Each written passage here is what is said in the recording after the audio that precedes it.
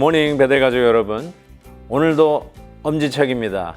계속해서 야고보서를 묵상하는 가운데 저 자신의 행함을 되돌아보게 되는 유익한 시간을 가지고 있습니다. 사랑하는 베델 가족들에게도 동일한 은혜가 있기를 소망합니다. 교회 학교에서 교사분들을 모집합니다. 어린 영혼을 사랑하는 마음을 가지고 계신 분이라면 누구나 지원 가능합니다. 물론 세례 교인이셔야 하고요. 다음 세대를 세워갈 신실한 교사분들을 찾고 있으니 많은 관심 부탁드립니다. 오늘 함께 부를 찬송은 518장 신자되기 원합니다. 다 함께 3절을 찬송하겠습니다. 거룩하기 원합니다. 진심으로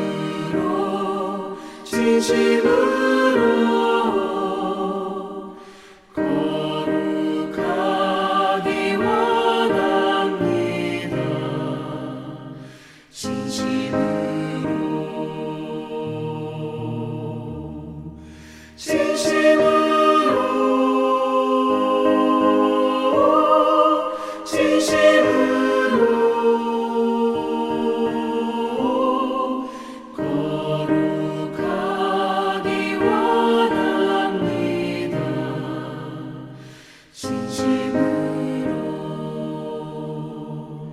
아멘.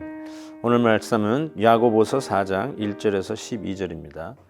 너희 중에 싸움이 어디로부터 다툼이 어디로부터 나느냐? 너희 지체 중에서 싸우는 정욕으로부터 나는 것이 아니냐? 너희는 욕심을 내어도 얻지 못하며 살인하며 시기하여도 능히 취하지 못함으로 다투고 싸우는도다. 너희가 얻지 못하면 구하지 아니하기 때문이요 구하여도 받지 못하면 정욕으로 쓰려고 잘못 구하기 때문이라. 가늠한 여인들아, 세상과 벗된 것이 하나님과 원수됨을 알지 못하느냐? 그런즉 누구든지 세상과 벗이 되고자 하는 자는 스스로 하나님과 원수되는 것이니라. 너희는 하나님이 우리 속에 거하게 하신 성령이 시기하기까지 사모한다 하신 말씀을 헛된 줄로 생각하느냐? 그러나 더욱 큰 은혜를 주시나니 그러므로 일렀으되 하나님이 교만한 자를 물리치시고 겸손한 자에게 은혜를 주신다 하였느니라. 그런즉 너희는 하나님께 복종할지어다. 마귀를 대적하라. 그리하면 너희를 피하리라. 하나님을 가까이 하라. 그리하면 너희를 가까이 하시리라. 죄인들아, 손을 깨끗이 하라. 두 마음을 품은 자들아, 마음을 성결하게 하라. 슬퍼하며 애통하며 울지라도 너희 웃음을 애통으로, 너희 즐거움을 근심으로 바꿀지어다. 주 앞에서 낮추라. 그리하면 주께서 너희를 높이시리라. 형제들아, 서로 비방하지 말라. 형제를 비방하는 자나 형제를 판단하는 자는 곧 율법을 비방하고 율법을 판단하는 것이라. 네가 만일 율법을 판단하면 율법의 준행자가 아니요 재판관이로다. 입법자와 재판관은 오직 한 분이시니 능히 구원하기도 하시며 멸하기도 하시느니라. 너는 누구이기에 이웃을 판단하느냐? 아멘. 야고보서 역시 교회를 향한 메시지인 것을 생각해 볼 때 오늘 이 말씀도 교회 안의 성도들끼리의 사이에서 일어나는 일을 염두에 두고 이 메시지를 주신다고 생각합니다.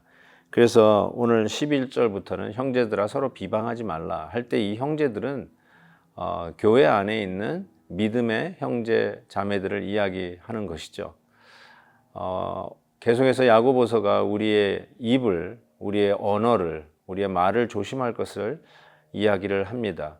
그리고 어제도 나눴던 말씀처럼 우리가 자기의 뜻을 주장하거나 자기의 의견을 피력하기 위해서 옛날 세상 방법대로 하지 말고 하나님이 주시는 방법대로 온유와 양성과 그리고 따뜻함과 국률함으로 하라고 말씀하고 있지 않습니까?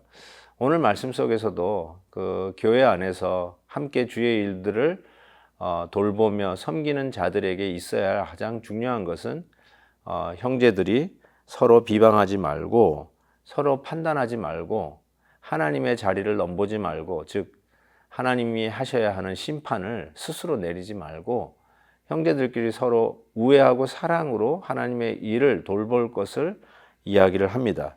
그러면서 두 가지 이야기를 하는데, 하나는 오늘 본문에 귀신 얘기, 이제 마귀로 번역이 되었는데 세 번째로 야고보서에서 귀신 얘기가 나오죠. 그러면서 뭐라고 얘기하냐면 마귀를 대적하라 이렇게 이야기합니다.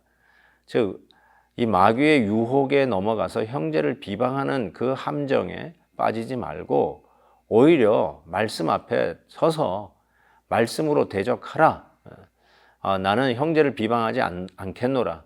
형제들이 없는 자리에서 뒷담화하지 않겠노라.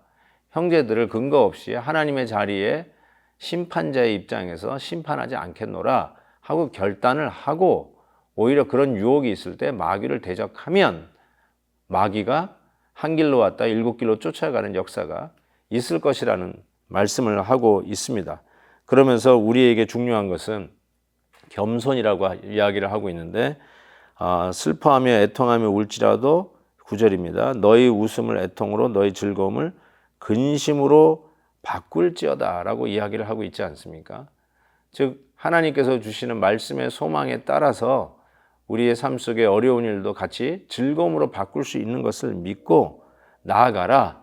그리하면 주께서 우리를 높이시는 귀한 일들이 있을 것이다 라고 약속을 하고 있습니다. 오늘 말씀 속에서 깨닫게 되는 두 번째 것은 우리 안에 형제를 향한 이런 비판과 판단과 정죄가 일어나는 이유가 무엇일까? 그것은 오늘 말씀처럼 우리 안에 욕심 때문에 그렇다라고 야고보서는 분석하고 있습니다. 객관적, 팩트 체크다고 이야기할 수 있을지 모르지만 함께 주님을 섬기는 자들에게서 일어나는 이런 불협화음을 자세히 살펴보면 실은 그것이 내 안에 있는 미혹함, 욕심, 이기심 때문이라는 것을 생각하게 됩니다. 그래서 이렇게 이야기하죠. 3절입니다. 구하여도 받지 못함은 정욕으로 쓰려고 잘못 구하기 때문이다 라고 이야기합니다. 가장 우리 성도님들이 행하는 영적인 일 가운데 기도하는 것만큼 영적인 것이 어디 있겠습니까? 즉 구하는 일이죠. 하나님 앞에 엎드리는 일이죠. 내가 원하는 일을 하나님 앞에 간구하고 요청하고 들어주시기를 간절히 바라는 그 기도 말입니다. 근데 그 기도가 실은 아무리 해도 답이 없는데 그 이유가 뭘까? 내 정욕을 관찰하기 위한 모습이라면 그런 기도는 응답되지 않는다는 거 아니겠습니까? 내가 너보다 낫다는 걸 증명하기 위해서 기도한다든지 내 방법이 당신 방법보다 더 탁월하다는 것을 나타내기 위해서 하나님 나에게 손들어 달라고 하는 그런 정욕을 향한 기도는 하나님이 들어주시지 않는다라고 말씀하고 계십니다. 사랑하는 성도 여러분, 정말 우리가 믿음 안에서 산다는 것이 나만 하나님 앞에 바로 살면 되는 것이다 라고 생각할 수 있는데 항상 하나님은 교회라고 하는 공동체에서 어떻게 화목하며 살아갈 것인가를 누누이 강조하면서 이야기하고 있습니다. 바로 형제들 사이에서 믿음 생활할 때 나의 약점들이 드러나고 나의 그리스도의 성품을 닮아가야 할 연약한 부분들을 비로소 깨닫기 때문에 그렇습니다. 세상 귀찮으니까 나 혼자 신앙생활 하겠다라고 할 수 있을지 모르겠지만 결단코 성도들 안에서의 교제 속에서 그리스도를 닮아가는 성화, 거룩함은 배울 수 없겠죠. 그래서 부족하지만 성도들 사이에서 서로 모함이 깎여지는 그런 상황 속에서 신앙생활을 하게끔 하고 그 가운데 나의 약점과 부족함을 내려놓는 연습을 하나님은 우리에게 허락하십니다. 그래서 때로는 아픔도 각오하고 나의 자존심도 깎아야 되고 나의 욕심도 내려놓는 희생도 우리가 가야 한다고 생각합니다. 사랑하는 성도 여러분, 오늘도 교회를 향한 하나님의 메시지입니다. 형제를 어떻게 바라다보고 어떻게 대해야 될 것인가에 대한 아주 소중한 말씀을 들려주셨습니다. 믿음으로 가능합니다. 복음의 능력으로 넉넉히 말씀대로 행할 수 있으리라고 믿습니다. 하나님 아버지, 오늘도 말씀을 통해서 깨닫게 해주시니 감사합니다. 때로는 우리가 함께 받들고 섬기며 응원하며 이 천국 가는 순례의 길을 가도 부족할 터인데 실수로 연약한 가운데 혹이라도 우리 형제를 비방한 일이 있사오며 이 시간 주님 앞에 겸손히 고백하며 용서를 구합니다. 하나님 아버지, 정말로 천국 백성답게 복음에 합당한 삶을 살아가는 성도들답게 우리의 삶과 생각과 그리고 그 생각을 표현하는 우리의 언어 속에도 간섭하여 주시옵소서. 예수 그리스도의 이름으로 기도하옵나이다. 아멘. 내일 또 뵙겠습니다.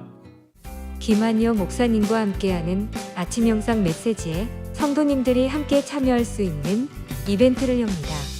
여름을 주제로 직접 촬영한 여름 풍경 사진을 보내주세요. 선정된 작품은 아침 영상에서 배경화면으로 사용됩니다.